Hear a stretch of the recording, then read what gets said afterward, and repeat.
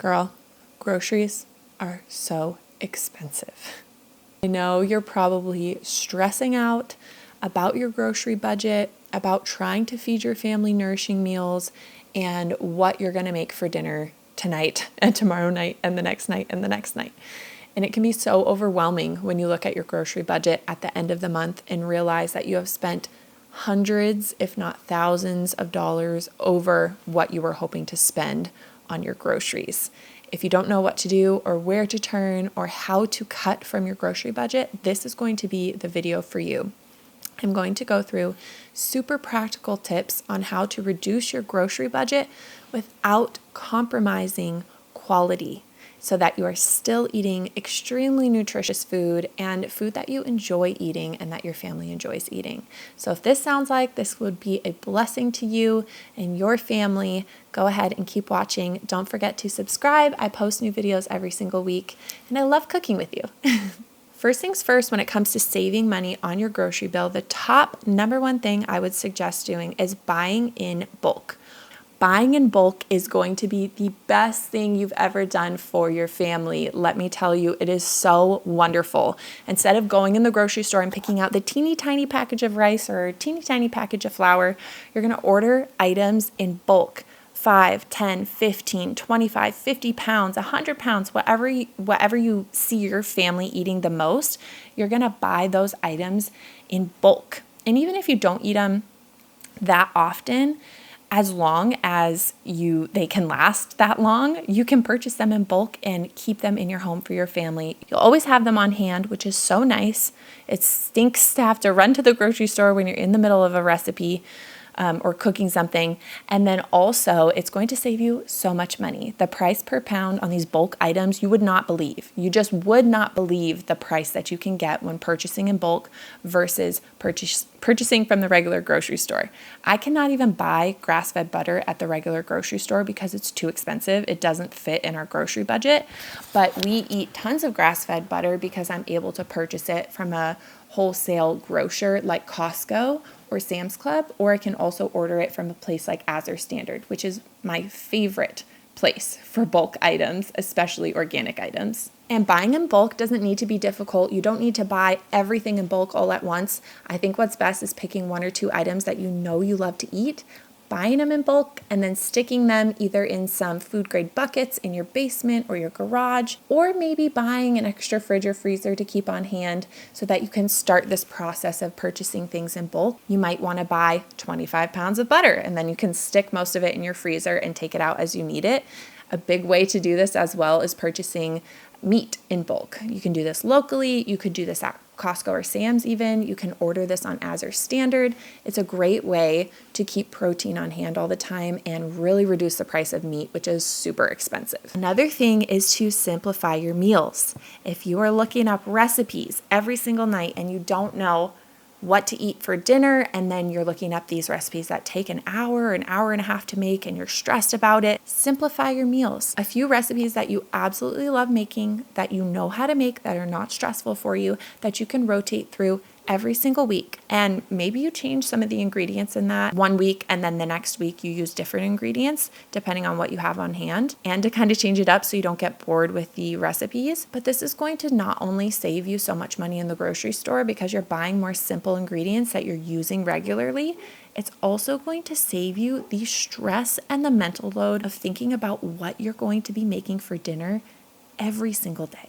I have a calm kitchen guide coming out in February that will help you feel stress-free, calm in your kitchen, help you establish routines and rhythms, and just feel like you have a handle on things and your kitchen is a blessing to you and your family and brings you peace. I do really want you to feel that way in your kitchen because, man, it's so stressful to feel stressed around dinner time, especially if you have kids. It's kind of like the time of the day where everyone's struggling a little bit more. Everyone's hungry. We get snippy and snappy. So it's nice to feel like you have a rhythm and routine. You know what's going to happen in the evening and you feel calm in your kitchen. I'll put details about that in the description. But moving on, the third thing that you can do is buy whole food snacks. Eat whole food snacks in your home. This will save you so much money, so much money. Instead of buying processed sticks of cheese, buy a block of cheese and cut slices of it when you want snacks, or eat some hard-boiled eggs, or make a homemade trail mix instead of buying, if you're regularly buying processed snacks. Not only that, it's going to benefit your family's health so much to eat whole food snacks versus processed snacks. And we want to have those convenient items that we can pull from. And that's not to say you can't stock a few of those items, but leaning on that heavily will increase your grocery budget. And 2026 is an expensive year at the grocery store. Let me tell you, whole food snacks are where it's at in 2026. And then on the flip side of this, I know I just was talking about whole food snacks, but getting a few convenience items to keep on hand is also a great thing to reduce your grocery budget. That's why this is my fourth point, is to keep some items on hand that you know you can make in a pinch, whatever it is to feed your family, like some really good quality pasta and some pasta sauce, or you always keep fresh eggs on hand so you can always make breakfast for dinner, or you have a brand of pizza that you know your family likes, and so you keep one of those stocked every single month just for the time where you just can't possibly make dinner. Or the other option is to once in a while double a recipe and stick the other half of the recipe in the freezer. Those convenience items will save you from doing takeout or running last minute to the grocery store and buying those smaller items and jacking your grocery bill up again. My fifth tip is to utilize frozen vegetables, fruits, and other items in the grocery store. The nutrition value is so similar, if not better, in these frozen items than the fresh items in the grocery store. The fresh items have been harvested and have been sitting for a really, really, really long time. You might even be able to get items in the freezer section that haven't been sprayed with specific pesticides. I am able to buy frozen items, especially from Azar, in bulk, and even from Costco and Sam's Club. These items are going to be for me like organic broccoli, organic diced beets, organic diced sweet potatoes, blueberries, raspberries, peaches, mangoes, so whatever those items are. If you're buying blueberries, raspberries, and peaches fresh regularly, it's going to cost you a lot of money. And so the way that we like to do it in our home to still enjoy those items and save money is to buy them frozen. They're still delicious. You can turn them into jams. You can put them on top of oatmeal. You can put them in smoothies.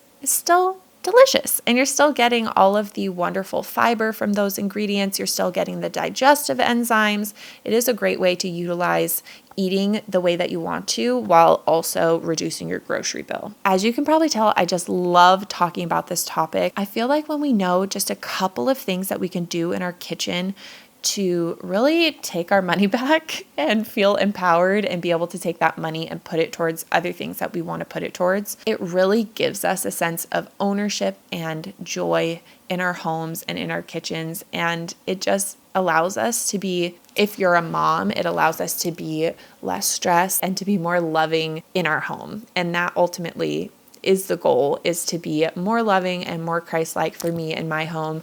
I want to treat my daughter with kindness and gentleness and my husband with kindness and gentleness. And it'd be really hard to do that if I'm super stressed out at night. If you want to hear some more about this, I have like 15 other tips and tricks that keeps my grocery bill down in my home. So I hope that this helps you save money on your grocery bill. I hope that you're able to put your hard-earned money towards the areas that you want to, and that it is a blessing to your family. I cannot wait to chat more about this with you and also to cook with you. So go ahead and join me. Happy cooking. Bye.